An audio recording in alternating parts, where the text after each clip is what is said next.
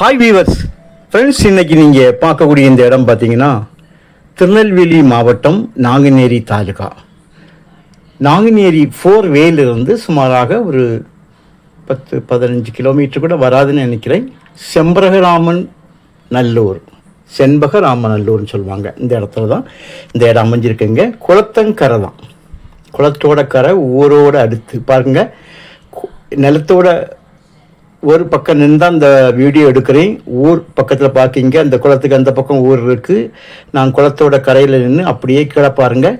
இது நம்ம வந்த பாதை, அதான் நம்முடைய தனி பாதை, நம்முடைய இடத்துக்காக தனிப்பட்ட ஒரு பாதை. 2 வேப்ப மரம், 2 வேப்ப மரம் நிற்குது, வாகை மரம் நிற்குது. மீதி இடம் டோசர் அடித்து க்ளீன் பண்ணி போட்டிருக்காங்க.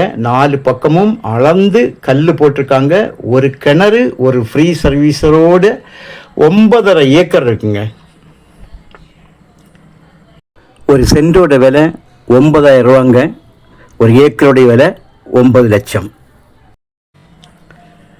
தார் ரோட்டில் இருந்து டைரக்டாக நம்முடைய இடத்துக்காக தனி பாதை, குளத்தங்கரையோட கம்ப்ளீட் சர்வே பண்ணி உங்களுக்கு போட்டிருக்காங்க.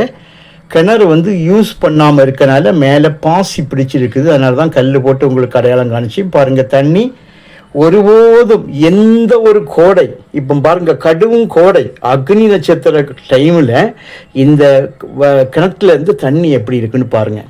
நல்ல ஃப்ரீ சர்வீஸ் ஒன்று இருக்குது. கொஞ்சம் இந்த இதுக்கு ஒரு சின்ன ரூம் நீங்கள் கட்ட வேண்டியிருக்கும். காரணம் ஈபிக்கு சின்ன ரூம்லாம் கட்டி மோட்டர்லாம் வச்சு எடுத்தால் நல்லாயிருக்கும்.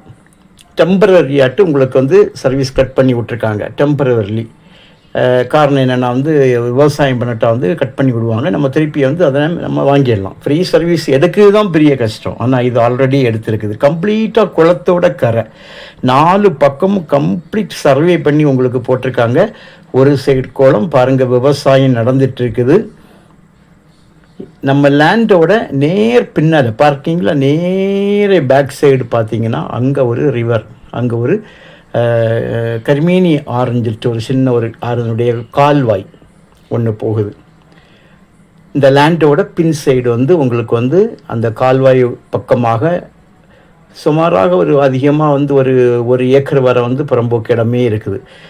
யார் யாருடைய நிலம் உங்களுக்கு இந்த திசையை நோக்கி, இந்த கால்வாயை நோக்கி இருக்குதோ அவரவருக்கு நிலத்தோட பேக் சைடு வர்ற எல்லா இடமும் அந்தந்த நபர் யூஸ் பண்ணிடலாம்.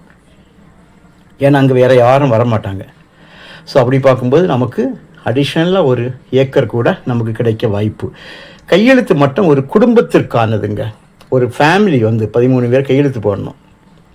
ஒரே குடும்பத்தை சார்ந்த 13 பேர் கையெழுத்து போடணும். அந்த ஒன்று தான், வேறு ஒன்றும் இல்லை.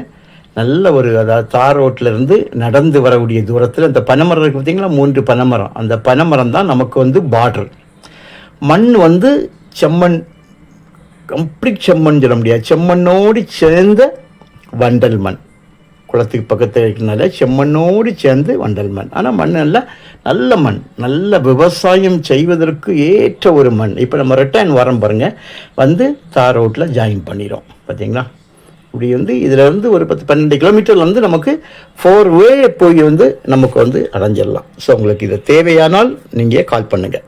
இந்த அளவு தண்ணி செழிப்புள்ள ஒரு இடம் கிடைக்கிறது ரொம்ப கஷ்டங்க. அந்த அளவுக்கு தண்ணி ஒருபோதும் எந்த கோடைக்கும் வற்றாத தண்ணி.